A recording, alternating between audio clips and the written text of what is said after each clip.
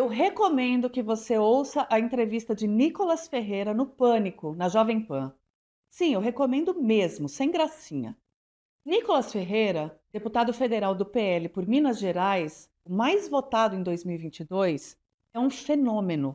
O grau de capacidade de mobilização que ele tem é algo que tem um imenso valor em tempos de desinteresse por política e disputa pelo voto conservador. E ele vem demonstrando uma inteligência no discurso que reflete os seus desejos e o seu potencial de alcançar um posto mais sênior na hierarquia bolsonarista. A caminhada que ele promoveu em defesa de Jair Bolsonaro e dos condenados por tentativa de golpe foi o movimento político mais forte da direita e do bolsonarismo desde que o ex-presidente foi preso. E teria sido maior não fosse a tempestade que caiu sobre Brasília no domingo. Foram 18 mil pessoas, segundo o monitor do debate público. A queda de raios deixou feridos, levantou debates sobre a responsabilidade de Nicolas de ter mantido o ato, mesmo com a previsão do tempo, das intempéries, mas o fato é que ele capturou toda a conversa da direita em torno de si Foram em dias. dias.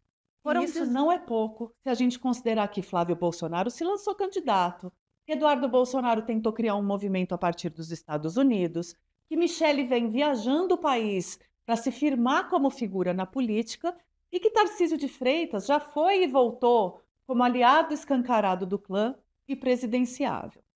O bolsonarismo sempre se gabou de ter muitas lideranças, especialmente mais jovens, e de fato as tem.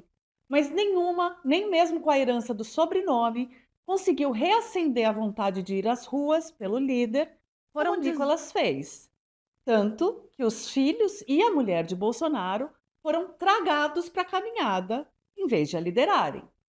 Pois no dia seguinte à caminhada, Nicolas deu essa entrevista ao programa Pânico da Jovem Pan. É Foram um dias. programa que, como tantos outros, vai para o rádio, mas também é um mesacast. Então, no YouTube, ele já está com mais de 1.200.000 visualizações, quando a média do programa é ali de 35 mil, 45 mil. Eu ouvi a entrevista toda. Tem, Foram dias. claro, o fato de que era um ambiente muito amigável. O papo foi aberto pelo Emílio Surita, declaradamente bolsonarista, em tom de ode ao Nicolas. Os apresentadores levantavam a bola e o jovem deputado só tinha de cortar. Ainda assim, não é qualquer político que tem habilidade para dar umas cortadas certeiras, e o Nicolas tem. Nessa entrevista, Nicolas deu todas as respostas certas sobre a sua caminhada, seu papel na direita, sua religiosidade e sobre a própria família Bolsonaro. E ainda fez acenos importantes para jovens conservadores que Foram estão dias. em massa ali naquela audiência, mas Foram que não dias. curtem 100% o papo religioso na política. Foram dias. No momento em que a direita se divide e se reacomoda para o pós-Bolsonaro, que está preso e inelegível, ignorar essa ascendência de Nicolas é tolice. Foram dias. Entender as suas estratégias é bem mais útil. A primeira que eu queria apontar é a dubiedade dele na questão religiosa. Foram Veja, dias. é óbvio que o discurso religioso é a base da sua trajetória política. Nicolas é filho de pastor evangélico, se elegeu e se mantém com essa mistura. Tem livros sobre isso. Toda a caminhada teve esse tom. Os vídeos são num sentido de martírio, de sacrifício espiritual, os posts falam de Deus invariavelmente. Mas Nicolas quer se eleger senador, majoritário, quer ser mais que deputado, talvez até ter um cargo executivo em breve. Foram São dias. cargos majoritários que exigem que ele fale com muito mais gente no campo conservador do que apenas com os reacionários religiosos. Aqueles que, na nossa classificação da pesquisa Meio Ideia, são perto de 7% dos brasileiros e que querem impor que o Estado defenda a fé cristã. Foram Então, dias. o que o Nicolas faz? Ele adota uma estratégia antiga de Silas Malafaia e Jair Bolsonaro de dizer que Jesus é o único Messias e que político algum pode salvar o Brasil. Nisso ele repete. Mas aí o Nicolas entremeia suas falas com muita religiosidade para Em seguida, dizer que sabe separar as coisas.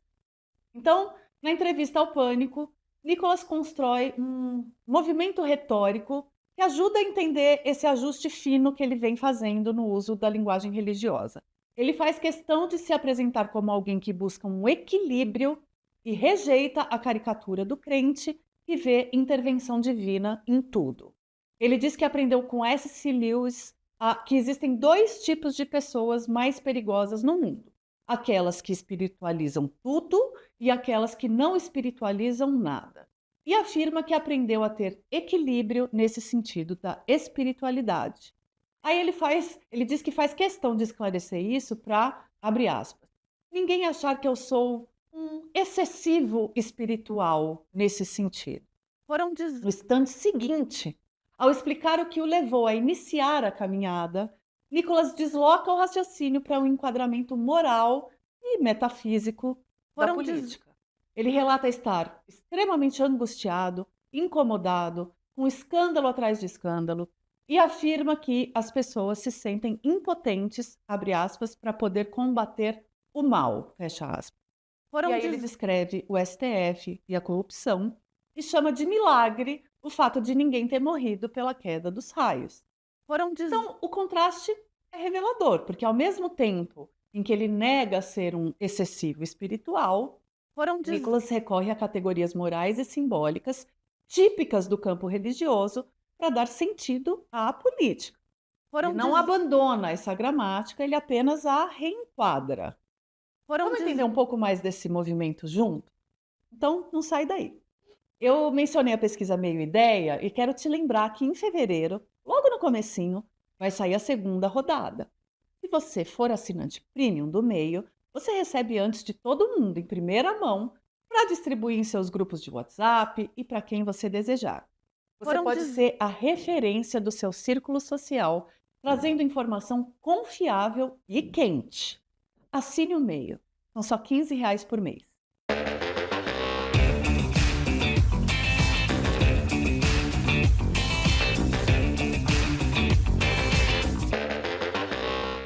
O campo da direita é maior do que o bolsonarismo. E mesmo o bolsonarismo é múltiplo. Agrega o agro, os defensores da linha duríssima na segurança, os religiosos.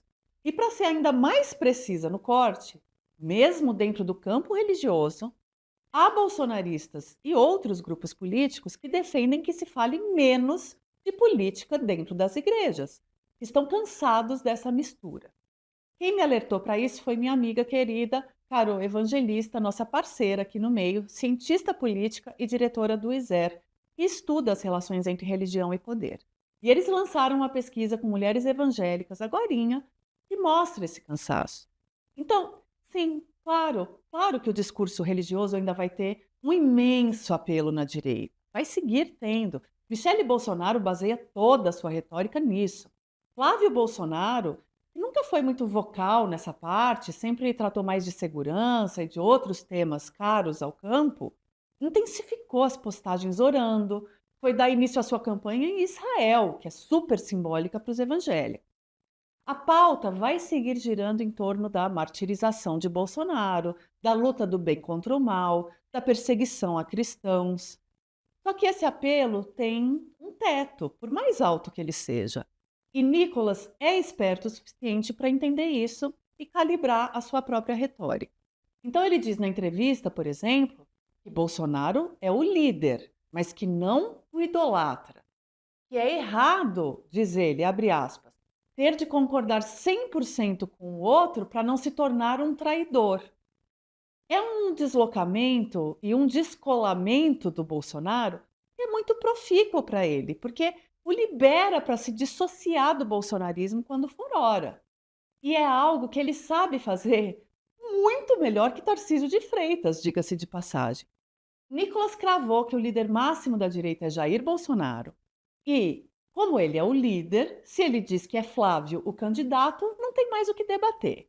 Mas também elogiou demais a primeira-dama Michele e é frequentemente paparicado por Silas Malafaia, ambos da cota tarcisista da direita. E sabe o que mais ele diz? Que ele sabe o seu lugar na hierarquia e que ele só tem 29 anos. Então, isso é música para os ouvidos tanto do clã Bolsonaro quanto dos conservadores que valorizam a ordem. Mas ainda sobre o papo da religião, eu queria apontar mais uma coisa no sentido dessa mistura com a política. O Tony de Paula, que é pastor e é deputado pelo MDB do Rio, ele foi bolsonarista, mas ele se desligou do movimento. E aí, num papo mediado pelo meu amigo também, o antropólogo Juliano Speyer, que promove os debates Conversas Difíceis, o Tony falou daquele cansaço que eu mencionei e dos caminhos de conversa com evangélicos que votaram em Lula, dos caminhos de conciliação dentro das igrejas. Abre aspas, a minha cruzada é para dizer que a igreja não é de esquerda ou de direita. Eu quero simplesmente dizer aos meus irmãos que votam em Lula que eles são tão cristãos quanto eu. Fecha aspas. O assunto religião ainda vai ser muito relevante em 2026. Eu não tenho nenhuma dúvida disso. O Brasil é um país religioso e isso sempre vai ser pauta. Mas há formas de conduzir esse debate e parece que novas maneiras já estão se apresentando e até forçando políticos a adaptar os seus discursos. Algo a acompanharmos juntos por aqui. Nossa pesquisa foi o principal assunto do debate político brasileiro. Isso tem explicação, tá? É informação de qualidade. Quando uma pesquisa faz um retrato do que pensa uma sociedade, isso não quer dizer que não vai haver mudança. A intenção de voto flutua bastante ao longo do ano eleitoral. As pessoas testam gostar de um, aí migram para o outro, mas naquele momento da pesquisa, aquele retrato nos permite entender onde o país está. A pesquisa ajuda pessoas a tomar decisões, faz com que políticos reajam, permite eleitores que se organizem com a intenção de evitar um resultado que não desejam ou acelerar um que prefiram. Democracias são movidas à informação de qualidade. Vivemos numa era de desinformação, você sabe disso. Seja no seu grupo de conhecidos quem traz a informação, quem provoca esse tipo de debate que a gente viu ocorrer esses dias. Todo mês, o Meio vai publicar uma pesquisa nova. Os assinantes premium recebem um PDF cuidadosamente construído para ser distribuído pelos celulares, porque isso é chave. É informação para as redes sociais, para o grupo de Zap, para esse mundo digital. Assina o Meio, receba a pesquisa, distribua informação. É cidadania democrática no tempo digital.